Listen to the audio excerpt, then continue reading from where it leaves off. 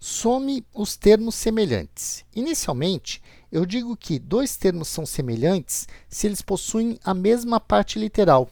Então, no primeiro caso, 5a somado com 9a, a parte literal do 5a é quem? É o a. E a parte literal do 9a é o a. Ou seja, eles são termos semelhantes porque possuem a mesma parte literal. O que eu vou fazer, então?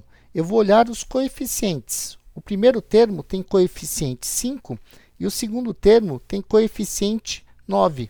Então, vamos fazer o seguinte, ó. Eu vou abrir um parênteses e vou fazer aqui dentro o 5 somado com o 9.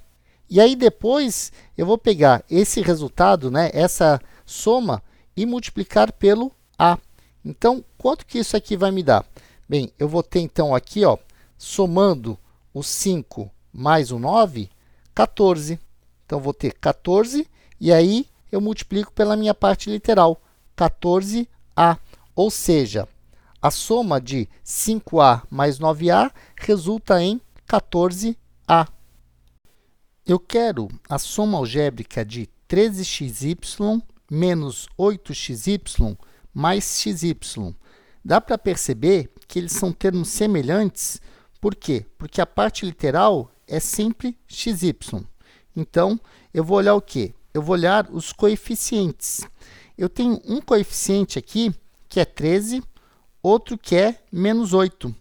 E, no caso aqui, quando eu tenho xy, não aparece o coeficiente. Por quê? Porque, nesse caso, o coeficiente é 1. Então, para fazer essa soma algébrica, eu vou fazer 13 menos 8 mais 1 e tudo isso multiplicado pela parte literal, que é xy. Agora, fazendo 13 menos 8, eu obtenho 5. E 5 mais 1 é igual a 6. Então, essa expressão vai resultar em quem? Vai resultar em 6xy, ou seja, um monômio que representa a soma dos termos semelhantes. 13xy menos 8xy mais xy é 6xy. Eu tenho agora 11a ao quadrado b menos 5a ao quadrado b menos a ao quadrado b. A parte literal é a mesma, a ao quadrado b, nos meus três termos. Então, eu vou focar onde? Eu vou focar agora nos meus coeficientes.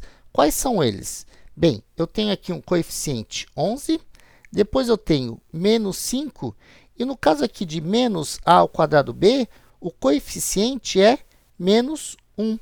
Então, vamos juntar todos esses coeficientes, né, dentro de um parênteses. Eu vou ter 11,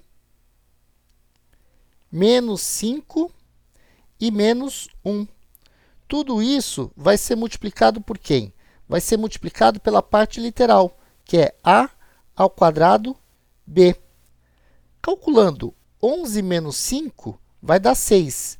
6 menos 1 é igual a 5. Então, o que eu vou ter? Eu vou ter 5, e aí depois eu copio a parte literal, 5a ao quadrado b.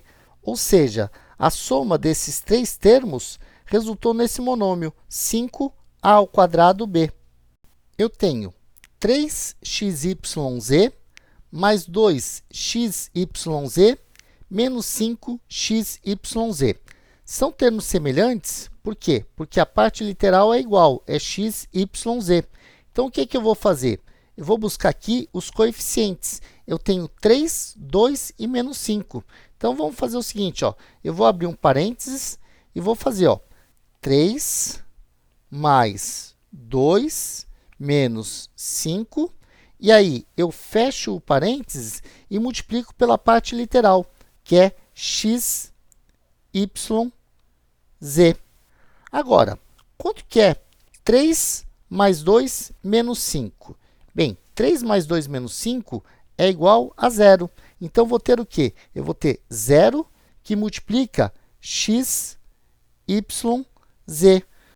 Mas quando eu tenho uma multiplicação em que um dos fatores é igual a 0, o resultado dessa multiplicação, quer dizer, o produto dessa multiplicação é igual ao zero. Ou seja, a soma dos termos semelhantes 3xyz mais 2xyz menos 5xyz resultou em zero, que é também chamado de monômio nulo. Eu tenho agora 3/7 de t ao cubo mais 1/2 t ao cubo. Como a parte literal é a mesma, t ao cubo e t ao cubo, eu preciso somar os coeficientes, 3/7 mais 1/2. E dessa vez eu vou fazer essa adição separada. Eu vou pegar aqui, vou escrever 3/7 mais 1/2, e aí depois eu me preocupo com t ao cubo. Eu tenho duas frações com denominador diferente. Olha, essa aqui eu tenho 7, essa aqui eu tenho 2. Eu preciso escrever frações equivalentes a 3/7 e 1/2 com o mesmo denominador.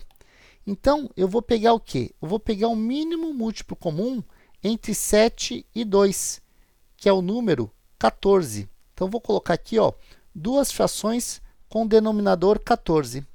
A pergunta é, o 7 para virar 14, eu multipliquei por 2. Então, esse 3 aqui, eu também vou multiplicar por 2 para ter a minha fração equivalente. E 3 vezes 2 é igual a 6. Depois, esse 2 aqui, para virar 14, eu multipliquei por 7. Então, o 1 eu vou ter que multiplicar por 7 também, né? E 1 vezes 7 é igual a 7. E aí, eu posso somar. Por quê? Porque eu tenho duas frações com o mesmo denominador, 6 sobre 14 mais 7 sobre 14. Isso aqui vai me dar uma fração com 14 no denominador. E o numerador vai ser justamente 6 mais 7. E 6 mais 7 é igual a quanto? É igual a 13. Então, vou ter aqui 13 14avos. E aí eu posso responder. Essa soma aqui de termos semelhantes, 3/7 de t ao cubo mais 1/2 t ao cubo, resulta em 13 14avos t ao cubo. Agora eu tenho 5/3 de p menos 2p. A parte literal é a mesma, p e p no primeiro e no segundo termo. Então, eu vou juntar esses coeficientes. Eu vou fazer 5/3 menos 2 e depois multiplicar por p. Só que dessa vez, eu também vou fazer separado. Eu vou pegar aqui 5/3 menos 2. E eu vou escrever esse 2 na forma de fração. Eu posso escrever 2 sobre 1. Agora, se eu tenho duas frações e eu quero fazer uma subtração, 5/3 menos 2, eu preciso do mesmo denominador. Como 3 é múltiplo de 1, eu posso fazer 3 aqui no primeiro denominador e 3 no segundo. Olha só, a primeira fração, 5/3, ela não vai ser alterada. Eu vou preservar 5/3. Agora, a segunda fração, eu tenho menos 2 sobre 1. Esse 1 aqui, eu transformei em 3. Como que eu obtive esse 3? Eu peguei o 1 e multipliquei por 3. Vou ter que fazer a mesma coisa com esse 2. Eu vou ter que fazer o 2 multiplicado por 3. E quanto que é 2 vezes 3? 2 vezes 3 é igual a 6. Então, isso aqui vai me resultar em quem? Vai me resultar em 5 menos 6 sobre 3. E 5 menos 6 é a mesma coisa que menos 1. Então, vou ter menos 1 sobre 3. E aí, consequentemente, 5/3 de p menos 2p vai resultar em menos 1/3 de p.